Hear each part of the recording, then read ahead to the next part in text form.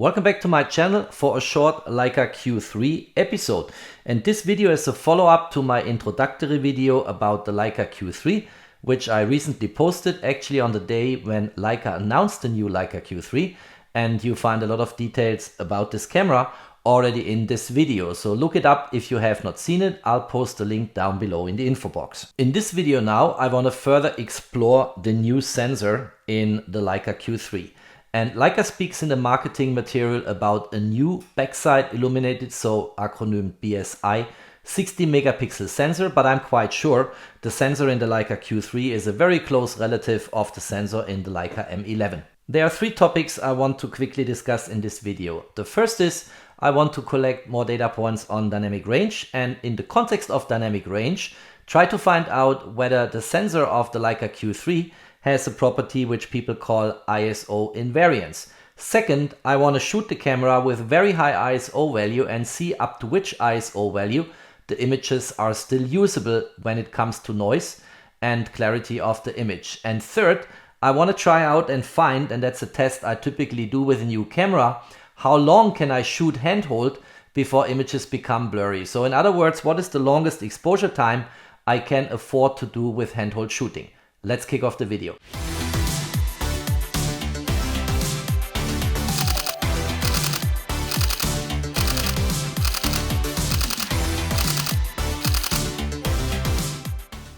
Let's go right away into my three topics. So the first one was dynamic range. And what I want to do with this camera is I will go into an available light environment, namely the main train station in Zurich, where ISO values are going up very quickly, and we'll do a series of test shots and then discuss them in Lightroom and come up with some conclusions which might be interesting for you to know. And they will also show again that the dynamic range of this new Leica Q3 sensor is just amazing.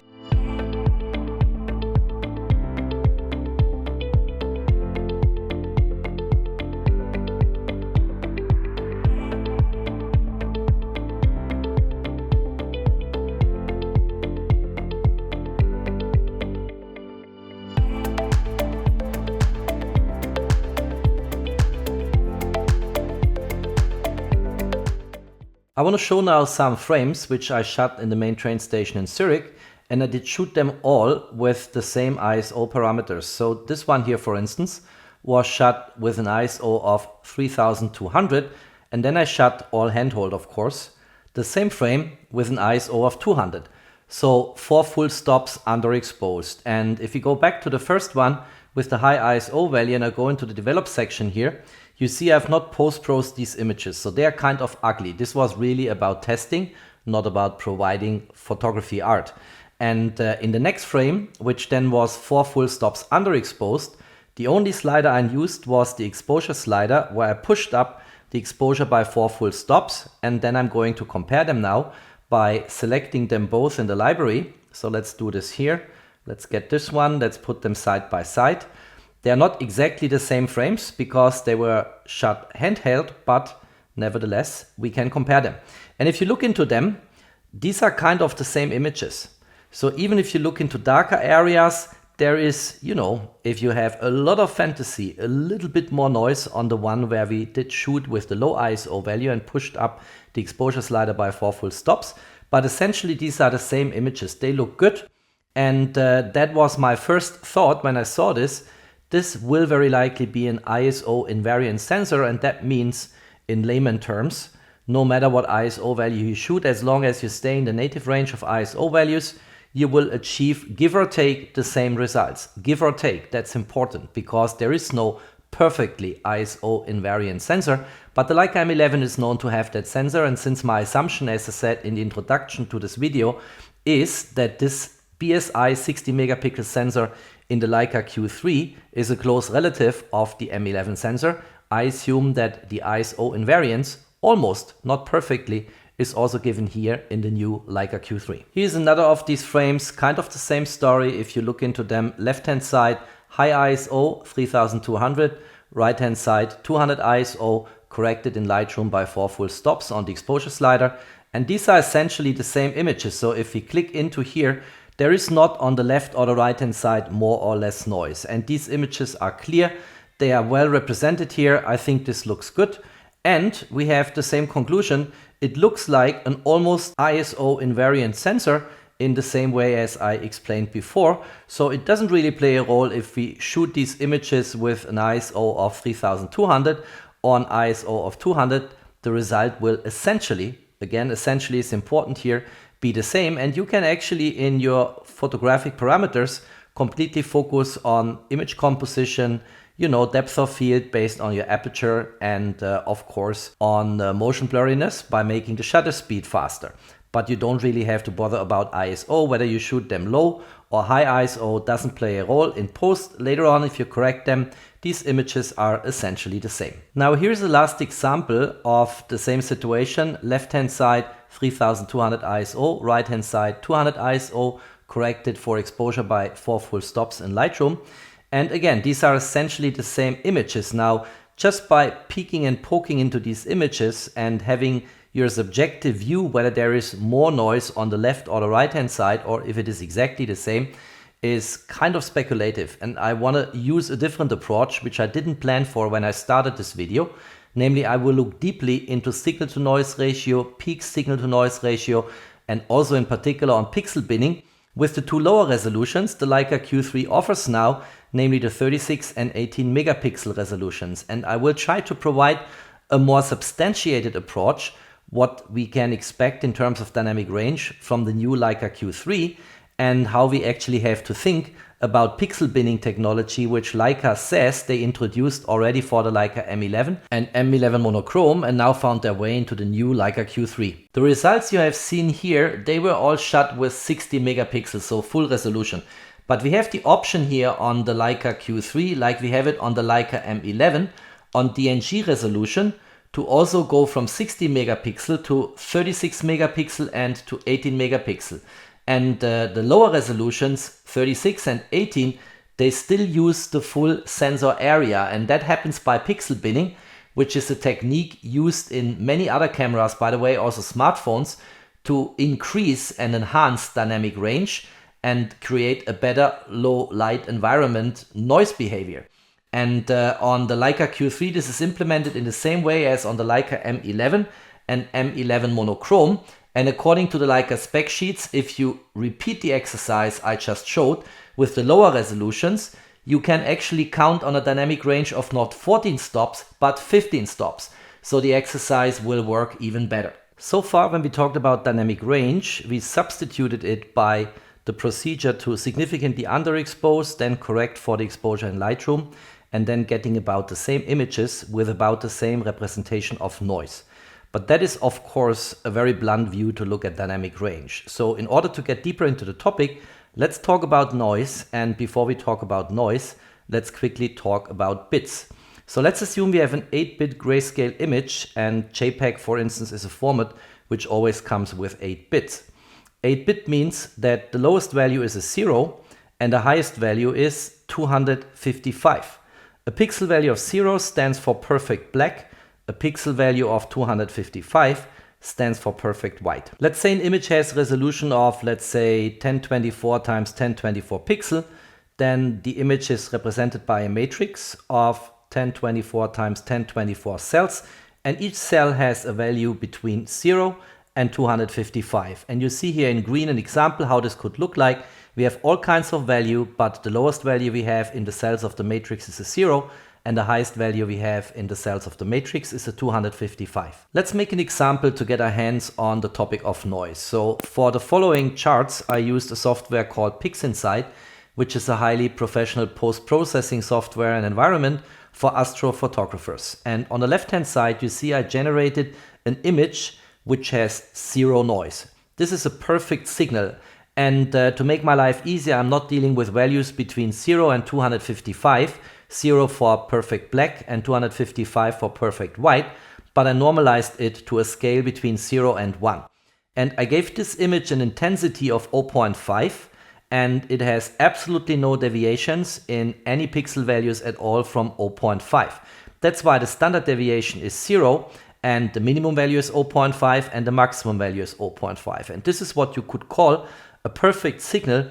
As you see in the histogram on the right hand side, it just peaks at an intensity of 0.5 and there's no deviation to the left or the right hand side. Now, a standard technique in image processing and signal analysis is to put the signal in perspective to noise. And a very simple formula, very much simplified if you want to use it here, is we take the signal and divide it by the noise. Now, our signal is perfect, means absolutely the same, namely 0.5 intensity on each and every pixel.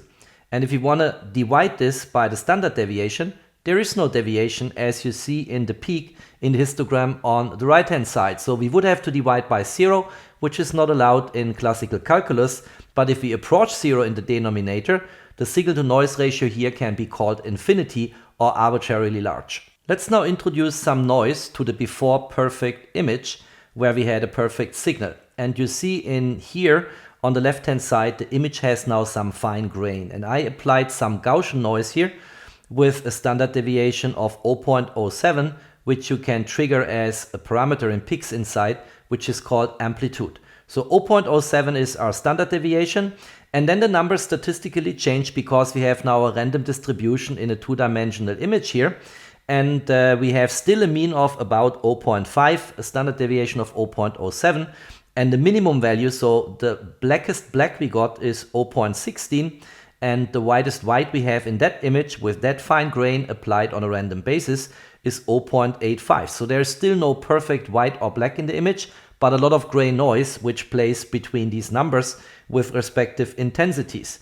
And if we now calculate the signal to noise ratio in the same simplified way as we did before, we still have a mean of 0.5, but now we have a true deviation to the left and right hand side, as you can see in the histogram here on the right hand side, and the standard deviation is 0.07. And if we divide or build a ratio here, we end up at the signal to noise ratio of 7.14. Let's now increase the noise on the image on the left hand side by increasing our amplitude from 0.07 to 0.15, and you immediately see how much noisier and more grainy the image on the left hand side becomes by increasing the amplitude. Now, in terms of statistics, we still have a mean of about 0.5, and the standard deviation follows the amplitude, so it's also about 0.15, and on the minimum value we now get very close to a perfect black, and on the maximum value very close to a perfect white. And you also see on the distribution, so the histogram on the right hand side, that the distribution is even more symmetrically stretched now to the left and right hand side based on an increase of the amplitude. And if we now calculate the signal to noise ratio, we still have to divide a mean of 0.5 by now a standard deviation of 0.15, which gives us a signal to noise ratio of 3.33. If we compare this all together now, from the left hand side, signal to noise ratio of infinity, in the middle some noise applied, signal to noise ratio of 7.14, and on the right hand side a noisier image with a signal to noise ratio of 3.33. And putting it in perspective to where we came from and started with, we have on the left hand side a perfect signal and a perfectly high signal to noise ratio. If some noise is applied, the signal to noise ratio goes down, and if there is heavy noise, the signal to noise ratio becomes even lower. And that is a measure you can use besides many others for the quality of an image, but most importantly in dynamic range comparisons, and we come to a more complex version in a moment, and also to some procedures how to obtain it. We can move away from subjective statements like these images are essentially the same and base our statements on a more fundamental view, which is based on some true hard-coded matrix. My little excursion a moment ago into noise and signal to noise ratio was a much simplified approach for educational purposes only, to help people not familiar with the concept to get what we are talking about here. But if you want to go for a non-simplified scientific approach, it becomes much more complex. And here's an example of automatic noise estimation from multi-resolution support. And that means you express signal to noise ratio in decibel, you go for the mean of the squares of the signal, you divide it by the variance of the noise, you take it inside a logarithmic function to the base of 10 and multiply it by 10. The variance of noise then in the assumptions of this approach very often assumes a Gaussian noise distribution with a zero mean. And the multi-resolution support noise assessment measures then pixel variance in order to get an impression about noise in smoother areas of the image. So there is some image processing going on, and as photographers we know if we beef up the ISO value in digital cameras, the noise is more elevated in the soft blurry background bokeh and in darker areas in the shadows of the image. And these areas are detected by techniques, sometimes based on wavelets, which is a technique going back quite a few decades already, or in AI algorithms or by deep learning networks. There are different ways how you can identify the local areas in an image where you want to apply noise estimates in order to come up with a signal to noise ratio expressed in decibel. Here are now two images I shot in the studio and analyzed in PSNR, both from the Leica Q3. So here's the second image, by the way, just skipping forward. And I did shoot them in RAW, but converted them into JPEG already and loaded the JPEG into PSNR. And the first one has 60 megapixel and 3200 ISO, and the second one is also 60 megapixel, 200 ISO, same story as what we saw on the main train station in Zurich, and I pushed it up 4 stops in Lightroom Classic. So that's the two images. The only difference of these images, if you look at them, I skip forth and back between them for a while, are the background LEDs on the wall, which are dynamic and changed color to some extent, and I should have actually switched them off, but it will not move the needle on what I'm going to explain in the next couple of minutes. I analyzed these two images in PSNR and used the embedded statistics, which you can call and get a box here like you see in the upper right hand side corner. And I also looked at the histogram of these two images. And if we put them side by side, if you look at these two histograms, left hand side the high ISO, right hand side the low ISO, but pushed up by 4 stops in Lightroom, they're again essentially the same. I use that phrase again. You see a bit of nuances and differences in the different color representations here, but in general they look almost identical. And the same applies to the statistics. So in the statistics in PSNR, you get the mean value of the pixels, the mean of squares, the variance, the standard deviation, the minimum, the maximum, and you can of course also check more boxes here and get a more enriched statistics. But if you compare these numbers side by side, I did this in a very diligent way, they're essentially the same. There are tiny little differences, but it's really negligible what you see here in terms of differences. And if I move forward and apply now the signal to noise ratio comparison, then I used a script which is originated by Hartmut Bornemann, and you can load this into PSNR, and that calculates the signal to noise ratio statistics.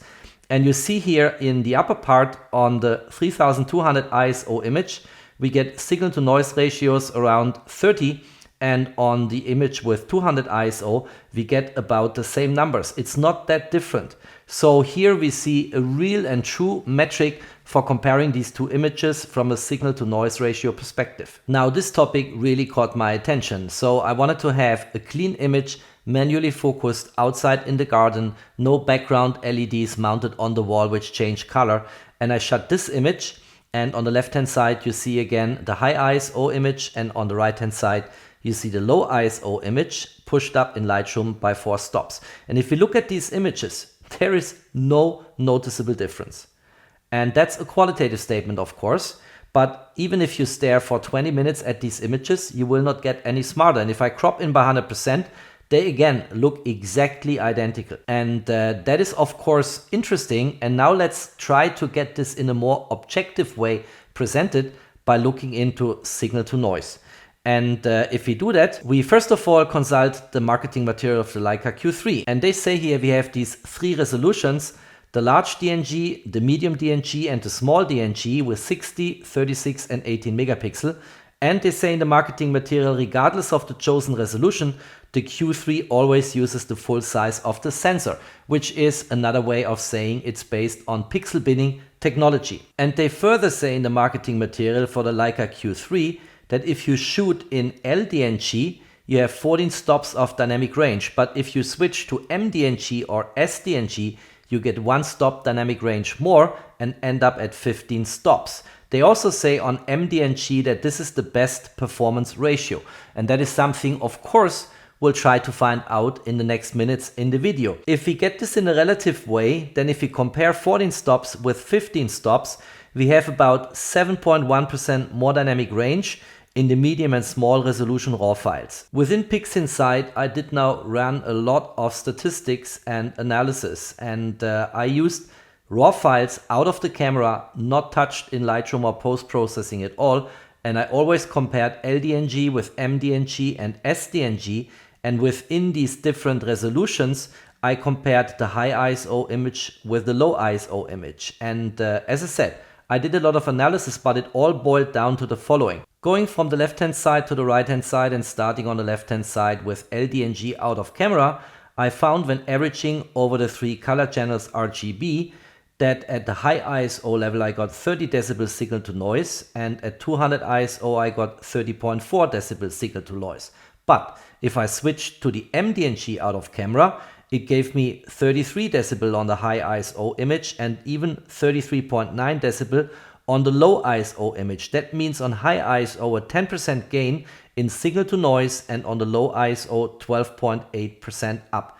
Looking at the S-DNG out of camera, it gave me on the high ISO a gain of 5% on signal to noise and on 200 ISO 9.5% on signal to noise. And if we compare this now back to Leica specification, where an increase from 14 to 15 stops when you go from L-DNG to M or S-DNG, you get 7.1% more dynamic range, then here we gain even more, and the M resolution is by far the most superior when it comes to signal to noise, and in this way also to dynamic range. We just concluded that the M resolution is the best resolution if it comes to dynamic range, with still a reasonably high resolution. For cropping in 36.5 megapixel is plenty of space. But let's look at this now from a slightly different but still related angle, and let's look at this from the perspective of the difference image of 2 images.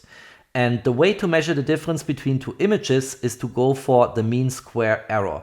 And you see here a formula, and in this formula M is the number of pixels in horizontal direction, N is the number of pixels in vertical direction, I1 is image number 1, I2 is image number 2, and we compare the two in the formula. Both images are supposed to be converted into grayscale, so instead of 3 color channels RGB, we have only 1 channel and we only have light intensity here in these 2 images and have converted them before we compare them. Comparing 2 images and coming up with the mean square error allows us to calculate the so-called peak signal to noise ratio in decibel, and that's again 10 times the logarithm of 10, and in the numerator we have the maximum pixel value we can attain.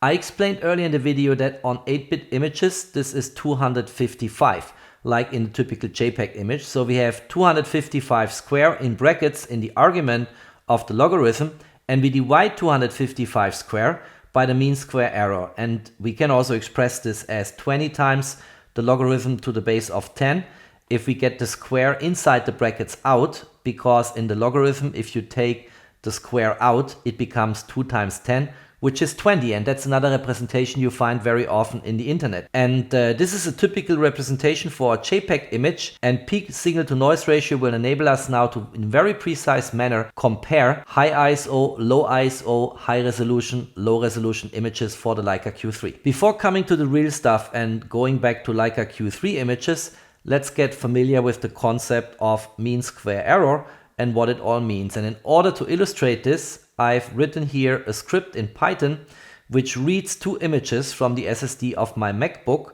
converts them into grayscale, calculates the dimensions in terms of pixel height, pixel width, and then calculates the difference matrix or difference image between these 2 images and prints the mean square error to the console. And the most simple example you can have here is an image 1 and image 2 as shown here on the right hand side. So image 1 is a 1024 x 1024 JPEG image, 8-bit grayscale, all pixels have a value of 0, so represent the perfect black. The second image, same pixel dimension, 8-bit grayscale, all pixels are represented by a value of 255, which is the perfect white. And if I now read this into Python, I can print out these images as pixel matrix, and the perfect black matrix, which is the perfect black square, is filled with zeros only. The perfect white square is filled with 255 only, because that's the value for a perfect white in these type of images with 8-bit. And the difference matrix then also contains 255 in all cells of the 1024 x 1024 pixel matrix, or as we call it from now on, the difference image. The Python script also calculates here a mean square error of 65,025, and we see this in the formula easily because the 255 is the difference we have at the pixel level. It's squared. We can take it in front of the double sum and the ratio in front of the double sum, and then it's 255 square, which equals 65,025. And this is obviously, if you look at the formula, independent of the pixel resolution, and it is the maximum MSE an 8-bit image can attain, 255 square. If on the flip side of the coin two images are 100% identical, then the mean square error of the difference image of the two images obviously is 0, because at the pixel level, every pixel difference will be 0. If we now translate this into peak signal to noise ratio in decibel, the formula collapses to 0 for our extreme example, because it's the most extreme example you can have if you want to look at a difference image. If you come from a perfect black square and look at its difference to a perfect white square. And if you look at the formula, it collapses to 0 in our example. And if in the opposite direction, we would have two images that are 100% identical, the mean square error of the difference image, as we just saw, would be 0. And then the peak signal to noise ratio in decibel would basically go to infinity. You could also say it's not defined because you're not allowed to divide by 0. But it's the perfect peak signal to noise ratio in decibel if two images are 100% identical. So I think I'm done with my educational session. Let's go back to Leica Q3 images, and I have two of them here on display and want to now calculate the difference image of these two images. Again, we code this in Python, so we get to image 1 and image 2 on the SSD of my MacBook Pro. We calculate the pixel dimensions, we convert them into grayscale, and then we calculate the difference image. And we also calculate the mean square error and the peak signal to noise ratio. And if we do that, first of all, this is the grayscale conversion of the two images. And that looks nice. You see how easy that is in Python. You just have a one-liner for each image. Super easy. And then we have here the difference image. And that looks quite interesting. Of course, the difference image of two totally different images looks very messy. But you see nevertheless in the difference image here nicely still the contours of the cat as well as the structural elements from the architectural shot. And the question now is, in the difference image, which parts get a brighter intensity and which parts get a darker intensity. In order to see this, I've chosen here in the two images two areas, and they are correspondingly the same on the two images. And you see on the cat image, these areas are darker, and on the architectural shot, these areas are very bright. And if we now look into the difference image, then we see these are exactly the two areas where the difference image is bright. Because the difference is larger, largest difference as we saw in the extreme example of a black and white square is 255, but because the difference is larger, the intensity is higher and it goes more towards some gray or white, and that's what you can see in the difference image here. So that is, I think, quite nice. But the Python script did not only give us that difference image in a graphical representation here, we also can calculate the mean square error, which is super high here, 6,628, and the peak signal to noise ratio, which is low at 9.92. And the reason is that these two images are different. That's why I have chosen this example. What happens now if we turn our attention back to our high ISO and low ISO images, which represent the same scene? And here we see now the mean square error is only 129.611 compared to 6,628 here on the different images. And the peak signal to noise ratio is 27 almost exactly. And we are here in LDNG. If we do the same for M-DNG, we end up at a mean square error of 68.55 and a peak signal to noise ratio of 29.77. And if we do this for S-DNG, we get an MSE of 90.46 and a PSNR of 28.57. So summarizing, again we find here that if we go and calculate the difference image between the high ISO and the low ISO image, and then calculate for the difference image the mean square error and the peak signal to noise, we get best results for the M-DNG resolution, which is kind of in line of what we saw with our experiments within PixInsight before. Let's quickly go back to the cat and the architectural shot. And you saw here the mean square error was 6,628. If we go back to the M-DNG and the two identical scenes, but with high and low ISO value, we got a much smaller value on the mean square error of 68.55. So if we put them side by side, you see that the mean square error of the difference image of 2 times the same scene but shot with different parameters is about in the order of magnitude of 1% only of the mean square error of the difference image of 2 images, which by the way have a lot of similar bright and dark areas, but are nevertheless totally different. So that gives you a bit of an impression and a gut feeling on the order of magnitude of what you can expect here if you work with MSE of difference images. Now with a Python script, we can not only calculate the MSE of the difference image and the peak signal to noise ratio, as you saw before, we can also visually represent the difference image. And that's what I did, of course, also now with the right-hand side images, the high ISO, low ISO representation of the same scene. And if I do this here, if I start with LDNG, you can stare at that image for a long time, and on YouTube it will be hopeless anyway because of video compression. You hardly see anything. And so I took this image, which is the native difference image, and pushed it up on the exposure slider in Lightroom by 3 stops. And then I see some structure coming up here. On the M-DNG, it looks almost the same, but there is some artifact in the difference here in that red rectangle. And if I push it up, I see this even more elevated and emphasized here. And the reason is very likely, if I look into the original image, where this part of the image sits, where the difference matrix has quite some difference and brightness and intensity, it's very likely that these leaves on the plants here were moving a little bit in the wind. And you see this if you look at it. And that's why we have here an elevated part where the difference matrix shows some intensity, which we not see in other parts of the difference image. And then for S-DNG, absolutely the same story.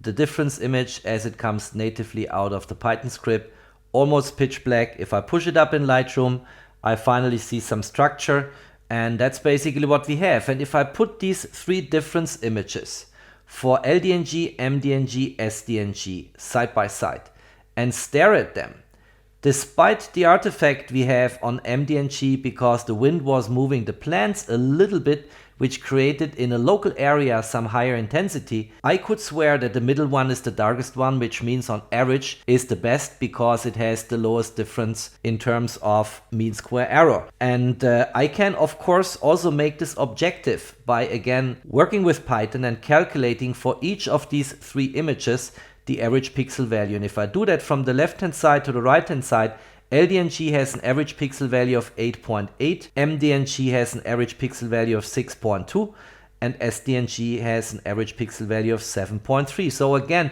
the average pixel value, which stands for the average intensity, is indeed the lowest on the middle image, which is M-DNG, and is confirming my visual impression when I look at these 3 images. And if you put this in perspective and context, the highest intensity we can have in 8-bit, I've said this now over and over again, is perfect white, which is 255. So on LDNG, we have on average 3.45% brightness. On M-DNG, it's 2.47%, and on S-DNG, it's 2.87%. So that means in relative terms, M-DNG is 28% better than LDNG, and S-DNG is 17% better than LDNG, if you want to look at the ranking of these 3 resolutions from this particular angle. In empirical research, which is what we are doing here when we try to identify pixel binning and dynamic range of the Leica Q3, it's always good to repeat an experiment with a different sample. And in the one we just discussed, the M-DNG had, because of the wind between the high ISO and low ISO shots was blowing, and these leaves here were moving a little bit, we had these artifacts in the M-DNG difference image. And so I wanted to repeat this in a clean setup in the studio and do the same experiment again. And I also want to introduce a different metric to judge about the difference between 2 images, and that's the structural similarity index. Whereas the mean squared error measures the differences at individual pixel level, and by the way, for identifying which of the 2 images, the high or the low ISO image and the low one pushed up by 4 stops, has more or less noise, this is a really good measure. But human perception, if we look at images, that does not happen at the pixel level. Humans look at an image holistically with respect to certain areas in the image. For instance, they look into shadow areas and then identify some noise, or into a blurry background and identify some noise there. And the structural similarity index, SSIM, assesses groups of pixels instead of working at the pixel level and trying to identify the intensity of the differences. And it takes luminance, contrast, and structural information between 2 images into account.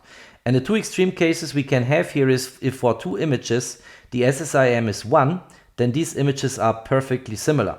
And if for 2 images the SSIM is 0, then these images are not similar at all. Let's look at a simple and well-known example from the Scikit homepage. I come to Scikit in a moment in order to make that point clear. So on the left-hand side, we have the original image of the cameraman here.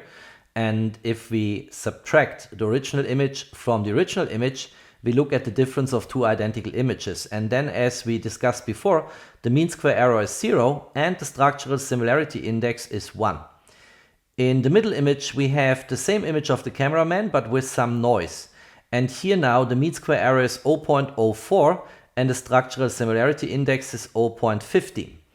On the right-hand side image, we have just increased the pixel intensity at each pixel by a certain amount, and then the image is brighter. And the mean square error now of the middle image and the right-hand side image is the same, namely 0.04, but the structural similarity index on the right-hand side is much higher at 0.85, or you could say 85%. And that means we have here two images. They have exactly the same mean square error, but look completely different when it comes to noise. And the structural similarity index picks up on that because it recognizes in the middle image that there is a substantial amount of grain and noise, and so the SSIM goes down to 0.15. Whereas on the right-hand side image, this is kind of noise-free. You have a structural similarity index of 0.85. So I went to the studio and shot a clean set of 6 sample images, 6 because we have again high ISO and low ISO images of the same scene, and then I did shoot them in 3 DNG resolutions. And you see here the LDNG, left hand side high ISO, right hand side low ISO. And again, if we stare at these images, there is no noticeable difference. We can do this for 20 minutes, it will not make us smarter. And even if we crop into 100%, these images look kind of absolutely identical in terms of colors, noise, sharpness, what have you. It looks like the same image. But I wanted to get this now calculated in the same way as before, but in addition, I want to include the structural similarity index. And I don't repeat the whole procedure again because I did this over and over again in this video. What you see here is for LDNG, M-DNG and S-DNG, the 3 different difference images. And I pushed them already up in Lightroom by 3 stops. If I would not have done it, these 3 frames would be pitch black. There would be absolutely nothing recognizable. That's why I pushed them up, so you see some structure here. I calculated all the metrics we had before, mean square error, peak signal to noise, and in addition now also the structural similarity index. And I want to now quickly walk through these numbers to make my points. By the way, in order to calculate the structural similarity index, I used a library which I included in Python. And you see here, this is from Scikit, which is a large library typically used in the context of artificial intelligence and machine learning with a lot of statistical algorithms. And from the homepage of Scikit, I also borrowed this image here, which I discussed earlier in the video. Again, the mean square error is by far lowest on M-DNG with 42.78. On peak signal to noise ratio, we find that the highest is on M-DNG, should by now not be a surprise. And again, if I look at these 3 images, I could swear that the middle one is on average the darkest, so M-DNG again. And if we do the same exercise as before and calculate in Python the average pixel value, again, it's confirmed M-DNG is on average the one which is the darkest. If you look at the structural similarity index, we have a substantial uptick on M-DNG and S-DNG. Here, the SSIM is substantially higher than what we have on LDNG, which again is in line with the Leica marketing material, that there is 1 stop more dynamic range if you shoot in M-DNG or S-DNG. And by the way, if you look at the mean square error in percentage, if you go back in the video, I said that the mean square error in its maximum value can attain 65,025. So if you take the mean square error of LDNG, for instance, which is 85.5, divided by the maximum mean square error we can have, 65,025, we end up at 0.13% only. So also here we have a pretty good result if MSE is our metric. It gets much better on M-DNG with 0.07 and still better than on LDNG if we go to S-DNG with 0.09. So all in, we see again that M-DNG is by far superior, and there are always 2 buckets here. There is the LDNG resolution and there is M and S-DNG resolution. And these 2 are always superior when it comes to the metrics we discussed in this video and in general to dynamic range. I want to quickly conclude on the first topic of this video, and don't worry, the other 2 topics like insanely high ISO and how usable the images are, and handhold shooting via optical image stabilization. These two topics will be very short. So first of all, the Leica Q3 sensor is essentially ISO invariant. We see it by human perception when we look at images shot at high ISO and low ISO, but the same scene, and compare them and look at the level of noise we have in the image which we pushed up in Lightroom. But we also see it by hard-coded metrics, as I tried to point out in this video. There is true evidence based on the metrics we looked at, so mean square error, signal to noise ratio, peak signal to noise ratio, and last but not least the structural similarity index, that on the Q3 pixel binning is truly effective. The DNG-M and DNG-S resolutions truly improve dynamic range and will be better in low light, and it's confirmed that, Leica says, in the two lower resolutions you have one stop more of dynamic range. I think there is enough proof of evidence in this video to can safely conclude that this is true and is implemented in an effective way. And then the last conclusion is that M-DNG performs best and has still, with 36 megapixel, a pretty high resolution. It's about the resolution of an M10R. So you have plenty of reserves if you want to crop in. There is one important caveat which I don't have here on the slide, namely that ISO-Invariance only holds within the native ISO range. And the base ISO of the Leica Q3 is 100, and at a certain higher ISO value, it will stop to show ISO-Invariance. And when we in a moment look into insanely high ISO shots like 50,000 ISO or 100,000 ISO, then ISO-Invariance will no longer hold, because it's only valid and working in the native ISO range. Everything I said on topic 1 is fully confirmed by the Leica marketing material. If we look at what they say here, M-DNG, they say here in the red rectangle, this is the best performance ratio, is exactly what I found in all these tests where I looked at the different resolutions from a different angle when it comes to different metrics, how to measure performance, and we looked into the difference images of high ISO versus low ISO. And in addition, you also have, of course, a significantly lower file size on M-DNG, namely 50 megabyte, compared to 85 megabyte if you work with L-DNG. So all in, shooting in M-DNG is always the best choice, except you really need 60 megapixel for a high resolution print. You cannot live, for various reasons, with 36 megapixel. Let's now move on to the second topic, which is shooting at high ISO. As I said, I will do this in a couple of minutes, show you a few sample images. It won't take long. And then let's look into OIS based handhold shooting and what I got out of the new Leica Q3 without a tripod in the main train station in Zurich. The second topic of this video is shooting with high ISO values, and the ISO range here on the Leica Q3 has been extended. So the lowest ISO value is 50, but 50 is not the base ISO. The base ISO according to Leica is 100. Now what does base ISO mean?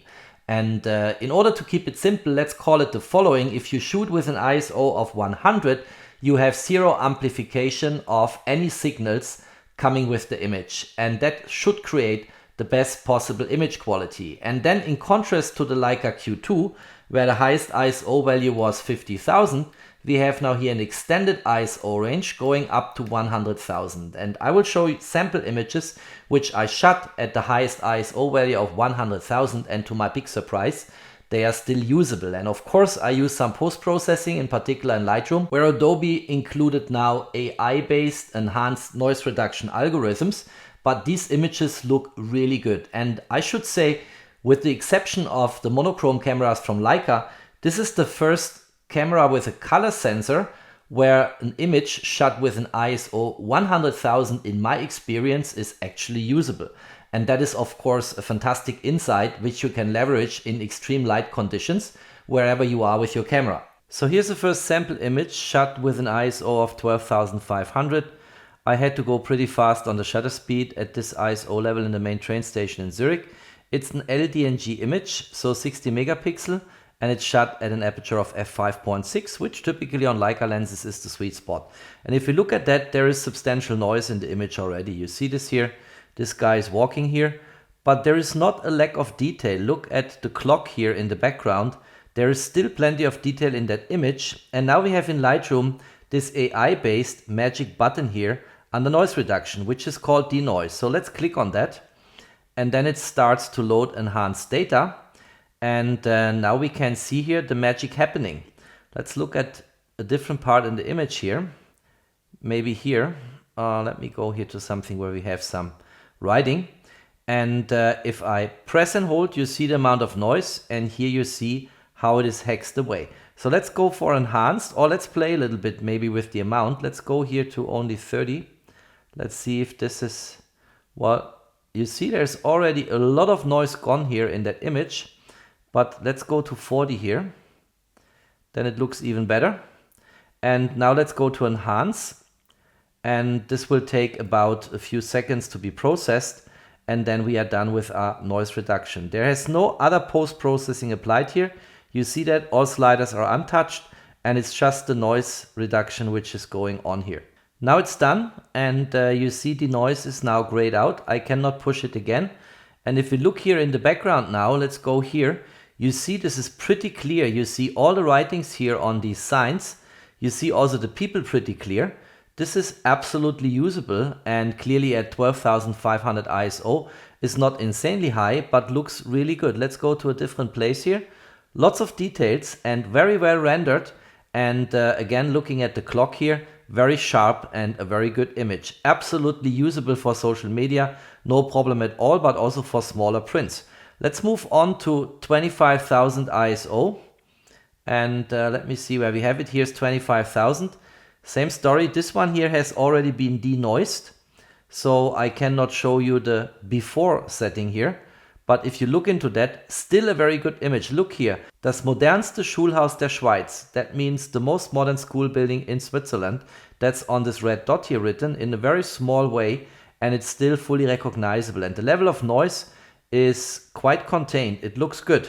No issues with that image. So that's 25,000. And by the way, I spoke before when we talked at the end of the dynamic range session about ISO-Invariance. I said ISO-Invariance only works in the native ISO range. And I would guess the native ISO range for the Leica Q3 is from the base ISO, which is 100, up to 25,000. And after that, I don't think that ISO-Invariance will work, because for many cameras, 25,000 is the hard stop for the native ISO range. Let's move on here. Let's see what else do we have here. So this is now a 100,000 ISO, already denoised. Here is the image which is not denoised. Let's have a look into that here. There is a lot of noise and grain here. Clearly this is 100,000 ISO, but still, if we look at the clock, I can read this is 10 minutes past 5 in the evening. And still here on these engravings, on the signs here, Academic Gateway, and I still can read in the red dot here, das modernste Schulhaus der Schweiz, the most modern school building in Switzerland. So this is quite acceptable, and if you look at it from a distance, already acceptable. Let's have a look into denoise now. And you see there's a lot of noise. Let's go here now to 50%. And let's go also zoom out a little bit here. So here we zoom out.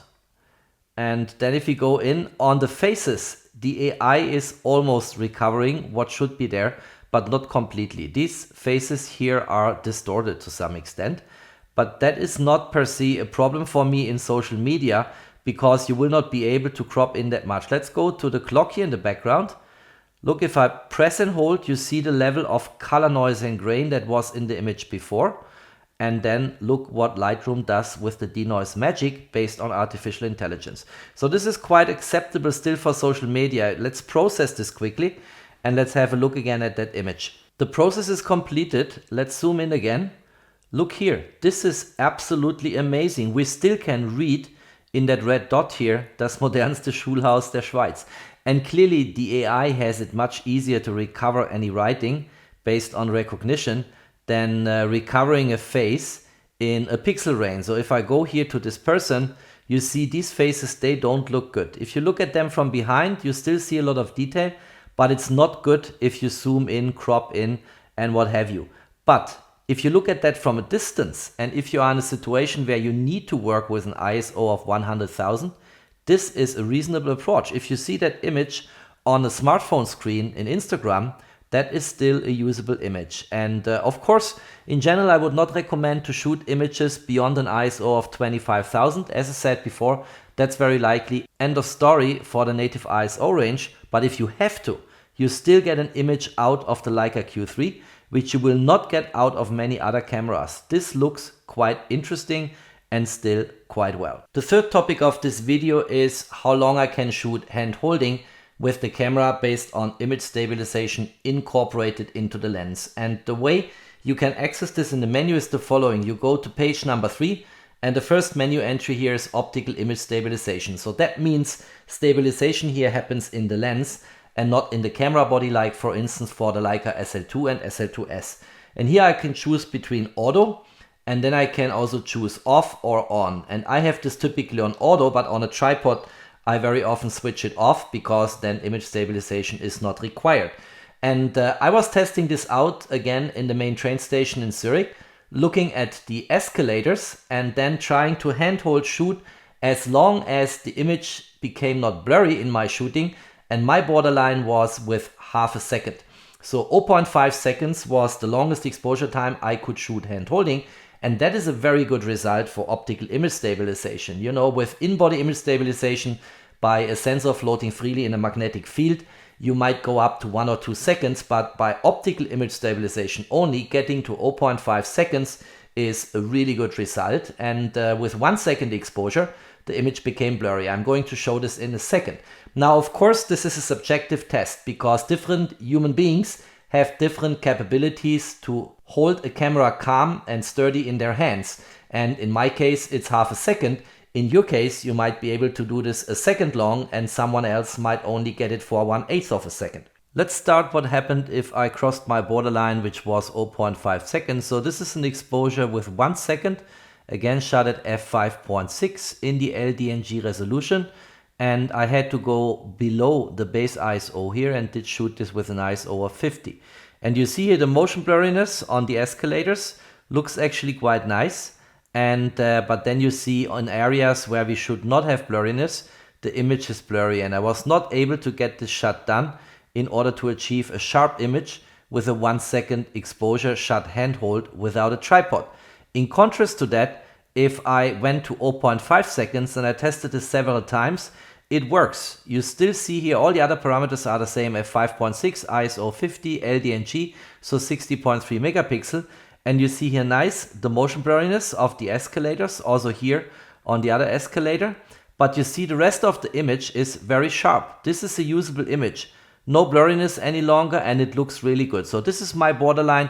You have to try this out for yourself. As I said before, I always do this when I get a new camera with stabilization to see what is my hard stop where I cannot shoot longer handhold than this particular exposure time. If you like this video, don't forget to drop me a thumbs up. Stay tuned on my channel.